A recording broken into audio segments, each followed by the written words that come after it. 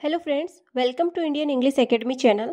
मैं हूं ममता कुमार और आज मैं आपको बताने वाली हूं टाइम्स ऑफ इंडिया न्यूज़पेपर में सबसे ज़्यादा इस्तेमाल होने वाले 5 इंग्लिश वर्ड्स जिनके सही प्रोनाउंसिएशन, मीनिंग्स, सिनोनिम्स, एंटोनिम्स और इजी एग्जाम्पल्स। तो चलिए शुरू करते हैं आज का वॉकैब सेशन। तो आज का हमारा फर्स्ट वर्ड है इन्फ्लेशन। इन्फ्लेशन का मतलब होता है महंगाई या मूल्यवर्धि, यानी कि जब चीजों की कीमतें तेजी से बढ़ती है तो उसे हम कहेंगे इन्फ्लेशन। ठीक है, ये हमारे पार्ट ऑफ स्पीच में नाउन है। बात करते हैं सिनोनिम्स की। सिनोनिम्स इसके होते हैं price rise, cost increase, economic search. तीनों का ही मीनिंग क्या होता है? मूल्यवर्धि होना या खर्च का बढ़ना।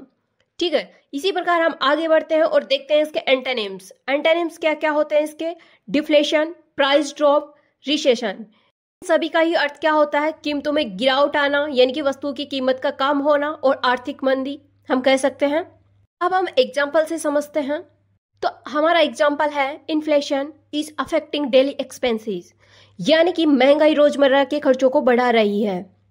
तो चलिए दोस्तों आगे बढ़ते हैं हमारे नेक्स्ट वर्ड की ओर। तो आज का हमारा नेक्स्ट वर्ड है रिवैम्प। रिवैम्प यानी कि किसी चीज को सुधारना या नया बनाना या फिर से सुधारना या नया स्वरूप देना। ये हमारे पार्ट ऑफ स्पीच में वर्ब है या नाउन है।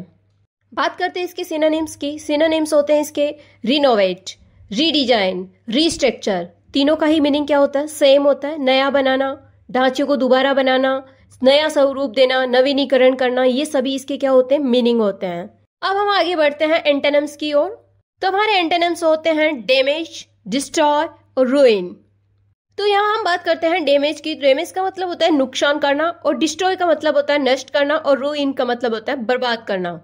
अब बात करते हैं इसके एग्जाम्पल की। तो एग्जाम्पल हमारा होता है they plan to revamp the city bus system, यानी कि वो शहर की बस व्यवस्था को सुधारने की योजना बना रहे हैं। इसी प्रकार आज का हमारा नेक्स्ट वर्ड है सर्ज। तो इसका मतलब होता है किसी चीज में अचानक उछाल आना या अचानक तेजी से बढ़ना।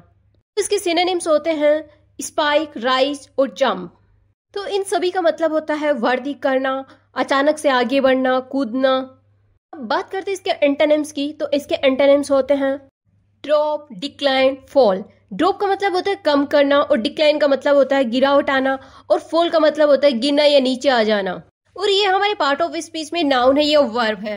अब बात करते हैं इसके एग्जाम्पल की। तो इसका एग्जाम्पल होता है there was a search in internet usages, यानी कि इंटरनेट उपयोग में तेजी से बढ़ोतरी हुई है। अब हम देखते हैं हमारा नेक्स्ट वर्ड। आज का हमारा नेक्स्ट वर्ड है एडवर्स। एडवर्स का मतलब होता है प्रतिकूल या विपरीत या नुकसानदेह है।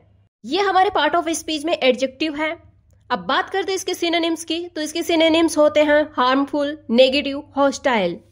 इन सभी का मीनिंग एक ही होता है, प्रतिकूल, नुकसानदेह या विपरीत।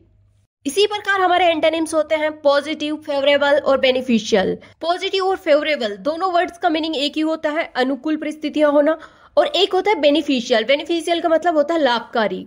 अब हम एग्जाम्पल से समझते हैं। एग्जाम्पल है adverse weather conditions delayed the train, यानी खराब मौसम ने ट्रेन को देर कर दी।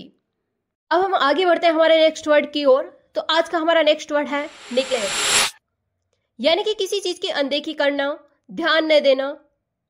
ये हमारे पार्ट ऑफ स्पीच में वर्ब और नाउन है।